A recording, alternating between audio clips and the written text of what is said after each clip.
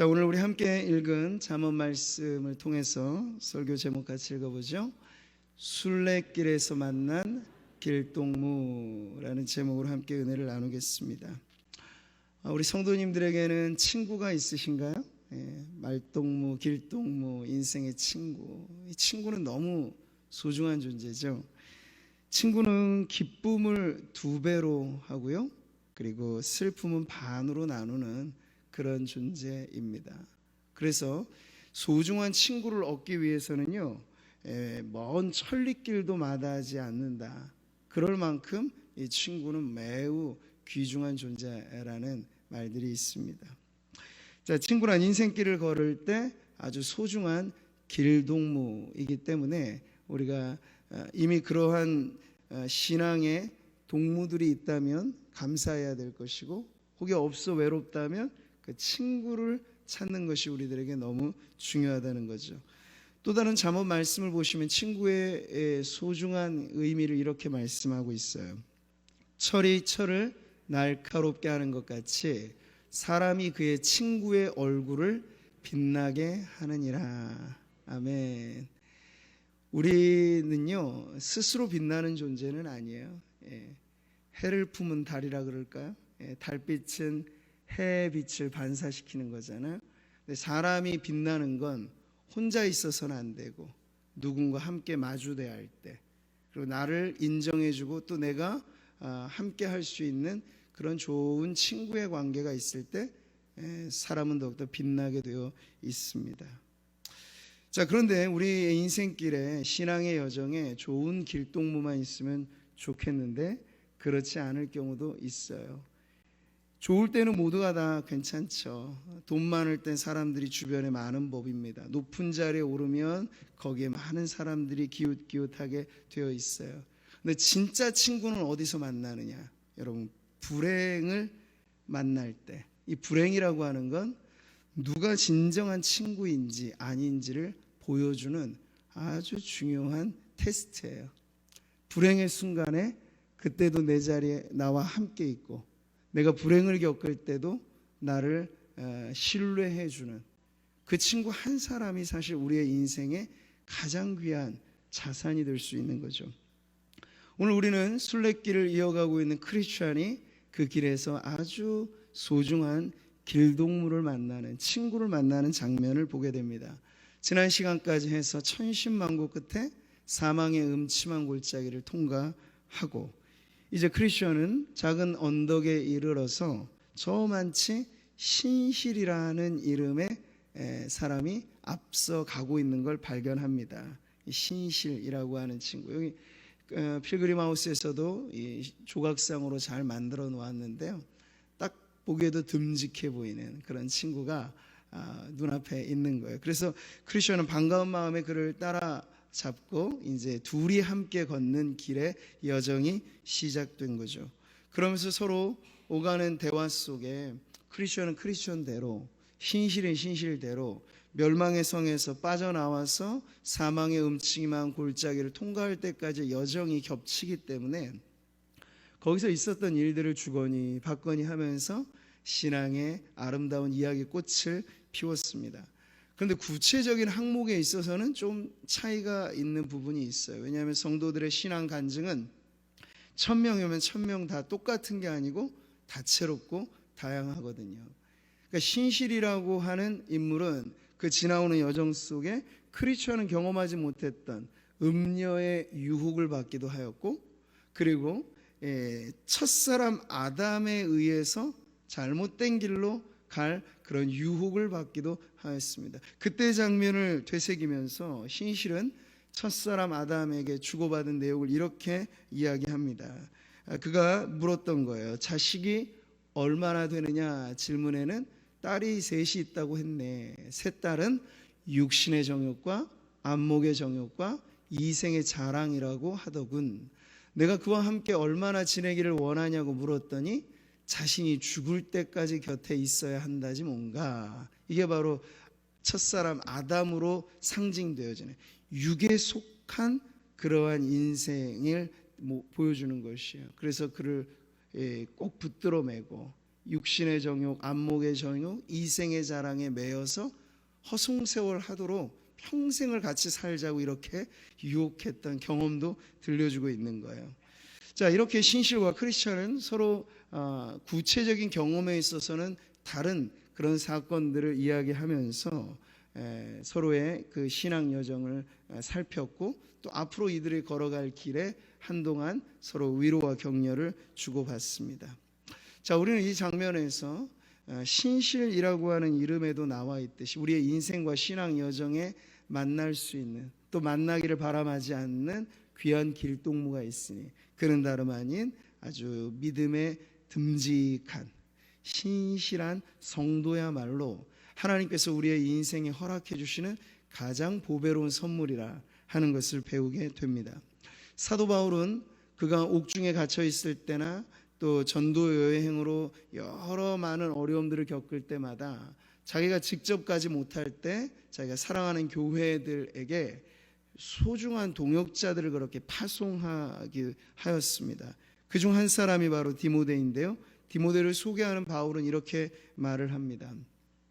내가 주 안에서 내 사랑하고 신실한 아들 디모데를 너희에게 보내었노니 그가 너희로 하여금 그리스도 예수 안에서 나의 행사 곧 내가 각처 각 교회에서 가르치는 것을 생각나게 하리라. 아멘. 바울에게 있어서는 본인이 직접 못 가더라도 이 사람이면 되겠어, 충분히 믿음직해, 내가 못 가도 디모데가 간다면 나만큼이나 충분하게 교회에 득이 될 거야 하면서 디모데를 소개하면서 보내주는 장면이죠. 이뿐 아니었습니다. 디모데뿐만 아니라 바울이 참 행복했던 하나님의 일꾼이었다는 점은 그 주변에 인생 길동무가, 동역할 수 있는 친구들이, 선후배가 많이 있었다는 것을 통해서 알 수 있어요. 골로새 교회에서는 이렇게 말하죠. 두기고라고 하는 인물을 추천하면서 두기고가 내 사정을 다 너희에게 알려주리니 그는 사랑받는 형제요 신실한 일꾼이요 주 안에서 함께 종이 된 자니라. 아멘. 이렇게 두기고라고 하는 인물 역시도 디모데만큼이나 바울을 대신해서 충분히 교회를 섬길 만한, 그러니까 다 바울의 부재가 전혀 문제가 되지 않도록 충분히 채워줄 수 있는 그런 인물로 이들을 소개해주고 있다는 거예요. 자, 그럴 때 바울이 이 사람들은 다르지만 공통점은 아주 분명히 알 수 있죠. 자기 대신에 이 일을 해줄 만한 사람을 추천할 때 그건 쉽지 않거든요. 추천서를 쓴다는 건 자기 책임이 있는 거잖아. 쉽지 않은 일인데 바울은 사람의 됨됨이 중에 가장 중요한 부분을 신실함의 기준을 두고 추천을 했다는 것을 알 수 있어요. 근데 여러분, 오늘날은 어떻습니까? 사람 보는 안목을 우리가 아무리 키우고 회사들은 더 치열하잖아요, 경쟁이. 블라인드 테스트니 뭐냐 하면서도 사람을 가려내려고 인재 경영을 하려고 애를 많이 쓰지만 내 마음에 맞는 사람 찾기란 너무 쉽지 않죠. 근데 그러다 보니 기준만 높아지는 것인데 그 높아지는 기준마저도 뭐에 초점을 맞추냐면 능력에 초점을 맞추는 거예요. 그러니까 지금 어릴 때부터 자녀들은 무엇을 기르려고 애를 많이 쓰겠습니까? 스펙을 쌓고 능력을 기르려고만 애를 써요. 사람됨에 있어서 인성과 신앙과 이런 부분에 대해서는 사실 회사에서 물론 본다고는 하지만 더 최종적으로는 이것 아니에요. 그냥 능력 위주의 평가가 지배적이죠. 지금도 세상 외모지상주의가 팽배해져 있습니다. 자, 이럴 때 우리는 누가 진정 내 인생의 길에서 함께할 길동무로서 적합한 사람인가를 가려낼 만한 안목이 매우 중요하다는 것을 배우게 되는데요. 하나님의 기준은 이런 점에서 아주 분명하죠. 보세요. 다윗을 새로운 2대 왕으로 선출할 때 하나님 말씀하신 거 잘 아시죠? 같이 한번 읽어볼까요? 여호와께서 사무엘에게 이르시되 그의 용모와 키를 보지 말라. 내가 이미 그를 버렸노라. 내가 보는 것은 사람과 같지 아니하니 사람은 외모를 보거니와 나 여호와는 중심을 보느니라 하시더라. 아멘. 그러니까 우리 성도들의 안목이 이 주님의 안목을 담게 되기를 바랍니다. 그래서 세상의 기준은 그 사람의 외모가 어떠느냐, 출신이 어떠느냐, 사회적 지위가 어떠냐, 능력이 얼만큼 있느냐, 이거 가지고 그 사람과 친하게 지내면 좋겠구나, 계산적으로 작동을 합니다. 그러나 성도들의 교회 생활은 이런 기준에 따라서 서로 친구가 되고 친하고 사귐이 있는 게 아니고 그 중심에 있는 신실함이 척도가 돼야 돼요. 정말 예수님을 얼만큼 잘 믿는가. 좀 다른 것에 있어서는 자랑할 만한 것이 없다 하더라도 우리에게 그것은 아무런 문제가 되지 않아요. 왜? 우리 주님도 문제 삼지 않으시니까. 그러니까 성도들이 서로를 대할 때는요, 이해타산의 관계가 돼서는 안 돼요. 그래서 교회 안에서는 정말 되도록이면 이러한 관계들로 인해서 교회가 얽히설키되면 안 됩니다. 그러니까 동업이든지 사업적인 관계는 교회에서는 삼가시고 되도록 그 부분들에 어려움이 없도록 하는 게 매우 중요해요. 우리의 신앙의 관계는 최대한 서로의 그 신실함에 초점을 맞춰서 그 사람이 나에게 뭘 줄 수 있는가, 내가 그 사람에게 뭘 이득을 줄 수 있는가, 이런 이해의 관계가 아니고 그 사람의 신앙이 나에게 어떤 도전이 되고 나의 믿음이 그 사람에게 어떤 유익이 되겠는가, 이런 신앙에 초점을 맞춘 그러한 교제가 이루어지기를 바랍니다. 우리 목장이 이제 코로나 시기 아직 5인 이하 모임에 대한 지금은 규제가 있기 때문에 활발하게 되지는 않습니다만, 목장 안에서의 교제의 초점도 역시나 그 신실한 성도들이 함께 모여 세상에서 나눌 수 없는 그런 교제가 목장에서 핵심적인 나눔이 될 때 비로소 교회는 목장이라고 하는 아주 작은 단위의 이 공동체로부터 천국을 경험하고 은혜의 삶을 이어가게 될 줄 믿습니다. 자, 오늘 저와 여러분은 이러한 안목을 가지고 우리 주변에 있는, 지금 예배하는 바로 옆에 누가 앉아 계셨는가 한번 살짝 봐주세요. 네. 째려보지 마시고 따뜻한 눈빛으로. 자, 이분들이 우리의 신실한 동무가 될 만한 분들이라고 여겨지시나요? 아멘. 그러면 여러분, 우리 교회는 행복한 교회예요. 내 옆에 있는 성도가 내 먼 길 떠날 때 내 처자식이라도 좀 맡기고 갈 만한 친구겠다 하면 그 사람은 인생 잘못 산 것 아닐 거예요. 그런 한 사람이 사실은 100사람, 나와 아무런 사실은 위기의 순간에 다 뿔뿔이 흩어져 버릴 그런 100사람보다도 그 한 사람의 동무가 하나님 우리에게 주신 가장 소중한 축복이라는 거죠. 여러분, 다윗이 한참 고생할 때 다윗 곁에 누가 있었습니까? 요나단이 있었잖아요. 다윗과 요나단 하면 우리는 가장 이상적인 신앙의 동무의 관계를 우리가 연상을 하죠. 그 아버지는 다윗을 죽이려고 했는데 그 뱃속에 난 그 자식 요나단은 오히려 다윗을 위해서 자신의 목숨도 아깝게 여기지 않을 만큼, 그러니까 이 조건을 완전히 뛰어넘는 이 우정의 관계가 우리에게 있어서도 우리의 신앙생활에 이런 친구 한 명이 나에게 정말 소중한 복이구나 하는 걸 가르쳐 주는 것이죠. 자, 이렇게 순례길에서 만난 첫 번째 동무가 바로 신실이었는데, 가다 보니까 이 두 사람이 또 한 명의 길동무를 만나게 됩니다. 그 장면에 대해서 설로역정이 이렇게 설명을 하는데 같이 보시죠. 나는 꿈에서 두 사람이 나란히 길을 걷는 것을 보았다. 그때 신실이 문득 고개를 돌리다가 수다쟁이란 남자를 보게 되었다. 이 길은 여럿이 함께 걷고도 남을 만큼 넓었기 때문에 수다쟁이는 두 사람에게서 꽤 멀찍이 떨어져서 걷고 있었다. 자, 이때 등장한 그 길에 또 한 사람의 길동무, 바로 수다쟁이라고 하는 그런 인물이 등장합니다. 외적인 호감도가 그리 나쁘지 않고, 그렇기 때문에 신실은 금세 이 사람에게 끌려서 가서 수다쟁이와 한동안 이야기를 주고받는데요. 철로역정은 사실은 제가 오늘 이 설교 분량은 매우 긴 페이지를 압축해서 한번 이렇게 하게 되는 건데, 존 보녀는 이걸 매우 길게 서술했어요. 그만큼 이 수다쟁이라고 하는 캐릭터 있죠?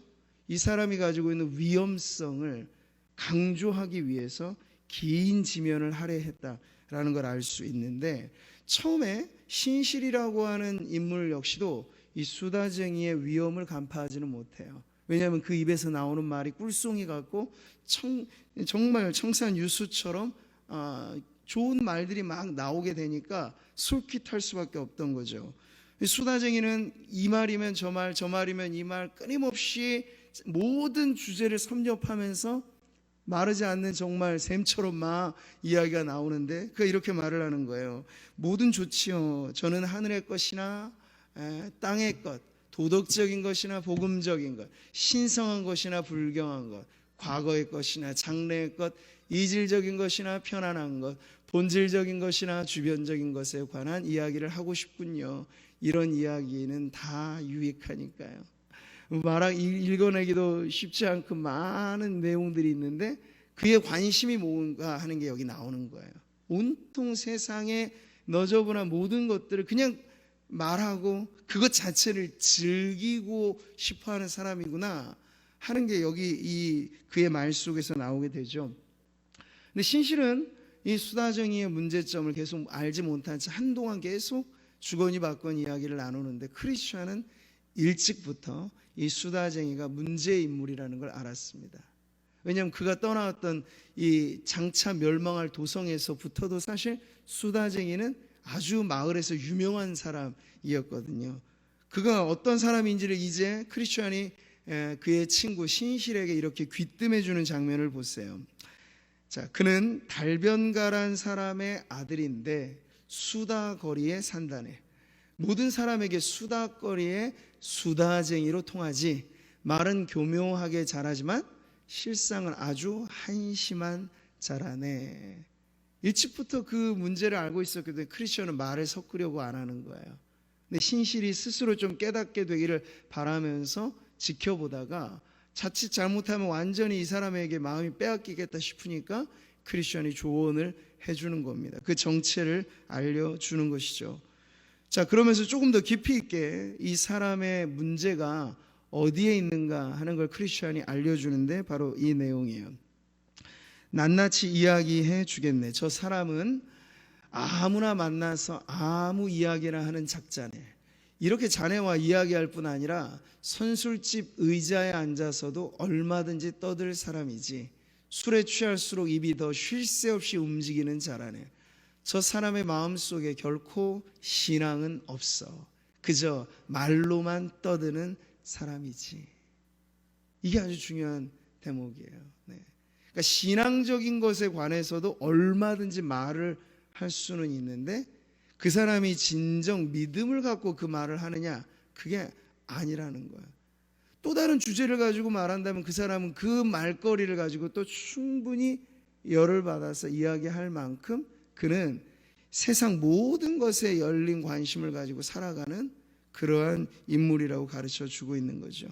그래서 절대로 이 사탕발림과 같은 말에 속아 넘어가지 않아야 한다라는 걸 강조를 하면서 존 버년의 철로 역정은 이제 이 수다쟁이로 대변되어지는 문제적 인물이 우리에게 있어서 어떤 걸림거리가 되는지를 가르쳐 주는 거예요.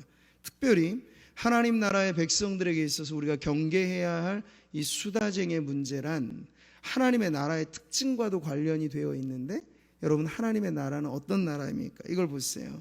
주께서 허락하시면 내가 너희에게 속히 나아가서 교만한 자들의 말이 아니라 오직 그 능력을 알아보겠으니 하나님의 나라는 말에 있지 아니하고 오직 능력에 있음이라.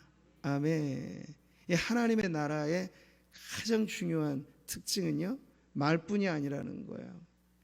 하나님은 말씀하신 즉 그대로 되잖아요. 그러니까 말과 실체가 괴리되는 게 아니고 하나님의 나라는요, 우리의 말과 삶이, 말과 신앙이 얼만큼 일치가 되느냐를 두고 우리는 하나님의 나라를 이해할 수 있다는 것이죠.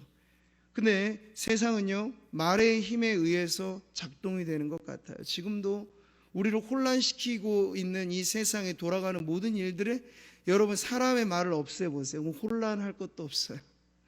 모든 정보, 모든 이야기들이 다 사람들의 말로 나오잖아요. 말로. 이 세상, 그래서 이 언어가 지은 집이라고 해도 틀리지 않을 만큼 늘 이 말이 그 본질의 속성이 되는 모습입니다. 그러니까 허세가 있고 겉만 그저 번드르르한데 내실을 찾아보면 그다지 찾아볼 게 없는 거예요. 잎은 무성해서 주님이 무화과 열매 좀 얻을까 해서 가까이 가봤는데 열매가 아무것도 없는 무화과 나무처럼 말뿐인 세상에 이 허한 현실은 하나님 나라의 실체와는 매우 대조가 되는 모습이라 할 수 있는 거죠. 이 백성이 입술로는 나를 공경하되 마음은 내게서 멀도다. 당시 종교 지도자들이잖아요. 바리새인, 서기관, 그 율법에 열심히 있었던 사람들, 유대교의 열성적인 사람들 다 사실 그 당시로 말하자면 어디 손색 없는 어느 교회의 교인 이렇게 말할 수 있는 사람들이었단 말이에요. 그런데 예수님께서는 그 속에 참된 신앙이 없이 겉으로만 드러나는 그들의 그 열심이 문제라고 지적을 하시는 거죠. 그들이 하나님을 시인하나 뭘로는 부인한다고 말합니까? 행위로는 부인하니 가증한 자요, 복종하지 아니하는 자요, 모든 선한 일을 버리는 자니라고 말씀하고 있어요. 이게 디도서에 나오는 당시 사람들의 문제도 주님이 지적하신 것과 크게 다르지 않다는 이야기죠. 하나님을 시인하지만 입으로만 시인할 뿐이에요. 그러나 그 삶에는 전혀 하나님에 대한 경외함이 없는 것을 가르쳐 주는 거죠. 자, 크리스천은 이제 수다쟁이에 있어서 결정적인 문제를 이렇게 지적을 합니다. 지금 우리가 말씀을 통해 쭉 살펴왔던 내용과도 합치하는 그런 문제인데요. 바로 이것이에요. 수다쟁이가 모르는 사실은 이것이네. 저자는 말씀을 듣고 입으로 말하기만 하면 좋은 그리스도인이 되는 줄 알고 있지. 그는 그렇게 자기 영혼을 속이고 있네. 말씀을 듣는 건 씨앗을 뿌리는 것일 뿐이네. 말만으로는 마음과 삶에서 실제로 열매를 맺고 있는지 알 수가 없네. 하지만 마지막 날에 사람은 열매로 심판을 받는다네. 여러분 동의하십니까? 네, 실제로 그렇죠.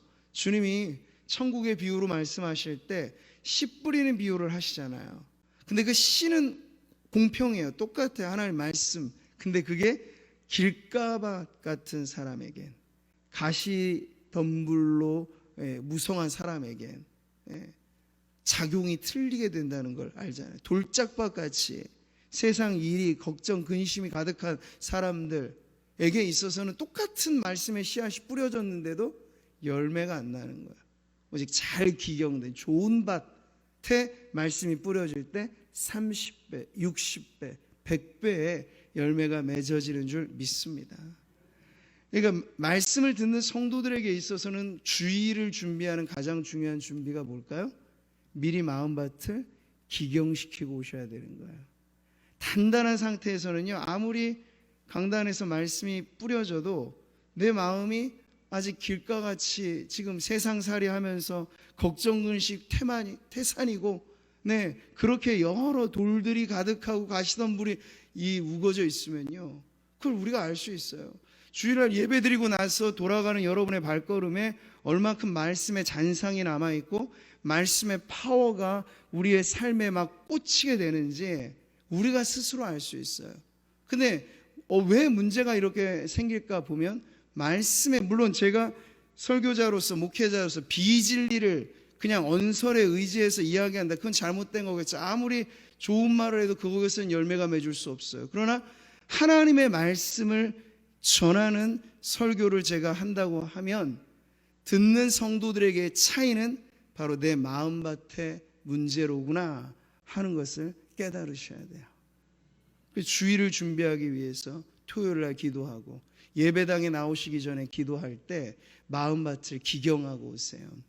하나님, 바라기는 내 마음이 옥토밭과 같아서 말씀의 씨가 뿌려질 때 그 말씀이 열매 맺는 삶을 살게 하옵소서. 이게 신앙 성장의 비결이에요. 그러니까 아무리 교회가 이런저런 프로그램 많이 해도 저는 프로그램이 우리의 인생을 바꾸지는 않는다고 생각해요.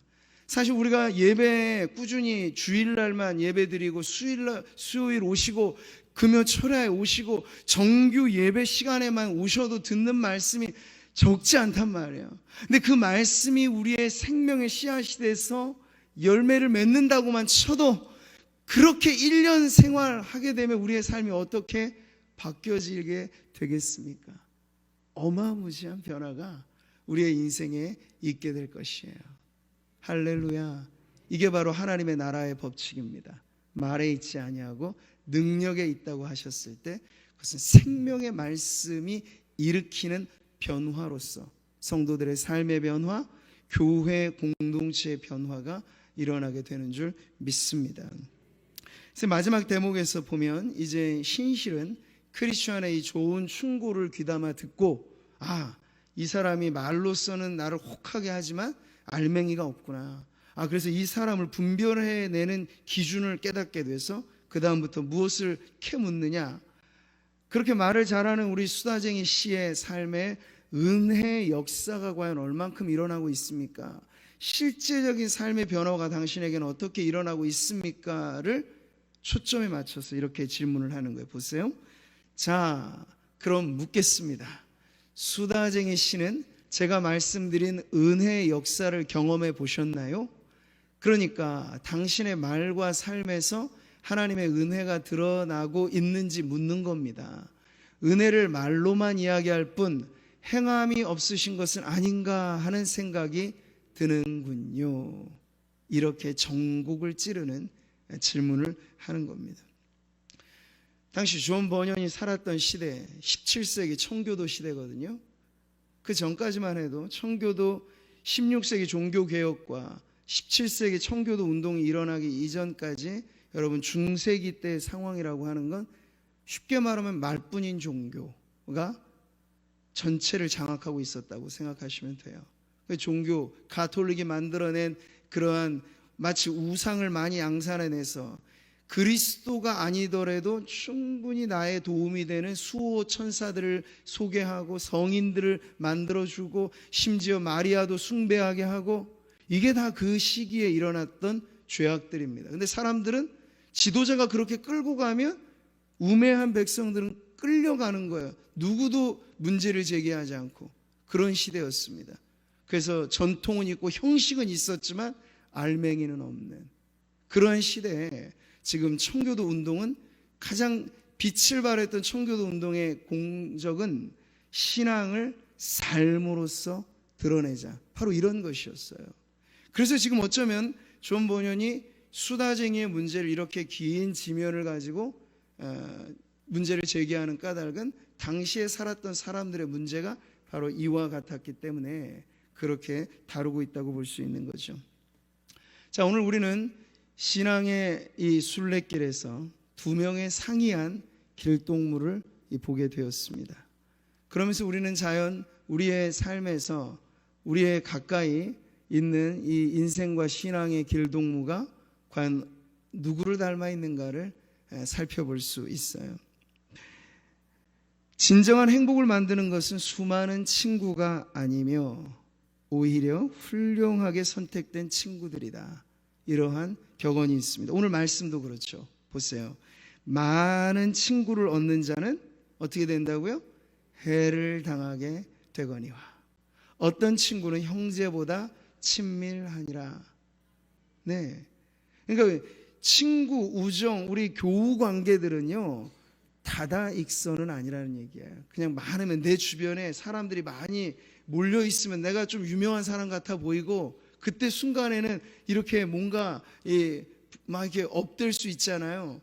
그런데 그 수가 우리에게 안전한 친구를 가르쳐 주는 것이 아니라 정말 믿음에 신실한 한 명의 친구만 있어도 우리는 외롭지 않게 이 신앙의 순례길을 걸어갈 수 있다 하는 걸 가르쳐 주는 거예요. 말씀에 속지 말라 경고하고 있습니다. 악한 동무들은 선한 행실을 더럽히나니. 그래서 여러분이 누군가 교제를 하고 교회 안에 관계에 있을 때 오래 지나면 지날수록 내 신앙이 그 사람으로 인해서 은혜의 도전을 받고 거룩해지느냐, 아니면 그 사람과 오래 사귀면 사귈수록 신앙의 관심은 점점 막 멀어지고 오히려 예전만 못하게 마음이 많이 혼란하고 분란만 일어나게 되느냐? 여러분, 그 기준을 보면 우리는 알 수 있어요. 우리의 신앙의 행실을 오히려 더 빛내주는 친구, 그가 바로 우리 신앙에 있어서 우리가 소중히 여겨야 할 가장 우리가 값진 하나님의 축복이라고 여겨야 할 바로 신앙의 동무라고 할 수 있는 것이죠. 그 사람을 알고자 한다면 먼저 그 친구를 보라는 옛 격언이 있죠. 네. 우리 주변에 누가 있느냐는 바로 내가 어떤 사람인가를 보여주는 매우 중요한 지표가 된다는 것입니다. 만약 우리 성도님들 곁에 오늘 신실과 같은 길동무가 있으시다면 여러분 기뻐하셔도 좋습니다. 하나님께서 우리에게 너무나 귀한 복을 주신 거니까요. 근데 만약 수다쟁이와 같은 그러한 이 길에 만나는 동무가 있다면 조심하셔야 돼요. 네. 우리의 삶에 유익함이 없이 오히려 우리의 신앙이 점점 더 참된 능력이 아니라 말뿐인 허울뿐인 신앙으로 변질될 수 있으니 우리는 그것을 잘 가려서 살펴보아야 하죠. 근데 제일 더 중요한 결론은 이것이에요. 뭡니까? 바로 내 자신이 다른 누군가에게 좋은 친구가 되어줘야 되잖아요. 근데 내가 어떤 친구가 되어주면 좋겠습니까?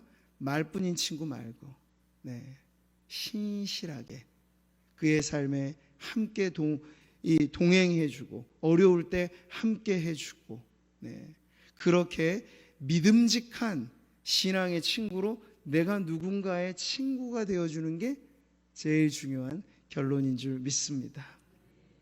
이렇게 우리가 살아가게 된다면 우리의 삶에 신앙의 이 오솔길, 좁은 길 걷더라도 외롭지 않은 길을 계속해서 걸어가게 될 줄 믿습니다. 논어의 수리편에 보면 우리 유명한 말이 있어요. 삼인행이라는 말인데 이 말이 뭐냐? 세 사람이 길을 가면 반드시 그 중에 나의 스승이 있다. 그 가운데 나보다 나은 사람의 좋은 점을 골라서 그것을 따르고 나보다 못한 사람의 좋지 않은 점을 가려내어 그것을 바로 잡는다. 신앙과는 관계없는 책이긴 합니다만 우리는 여기서도 분명한 교훈을 얻을 수는 있어요. 우리 주변에 누군가 있을 때 신앙의 귀감이 될 만한 것이 있다면 여러분 빨리 그것을 배우시려고 힘쓰시고, 혹여 신앙의 거침돌과 같은 문제가 있다면 나는 저렇게 되지 말아야지 하고 타산지석, 자신을 살피는 기회로 삼아서 우리의 신앙 여정에 내가 누군가의 좋은 길동무가 되어주고 세상의 기준과 다르게 우리에게 붙여주신 신앙의 동무들이 있다면 여러분 천국 가는 마지막 순간까지 그가 가장 좋은 선물이라고 하는 걸 잊지 마시고 귀중히 여기시고 우리 신앙의 공동체에 함께하고 있는 성도들이야말로 가장 소중한 우리의 벗이라 하는 것을 기억하면서 세상 그 누구보다도 소중하게 성도들을 대해 주시는 우리 성도님들 되시기를 주님의 이름으로 축복합니다.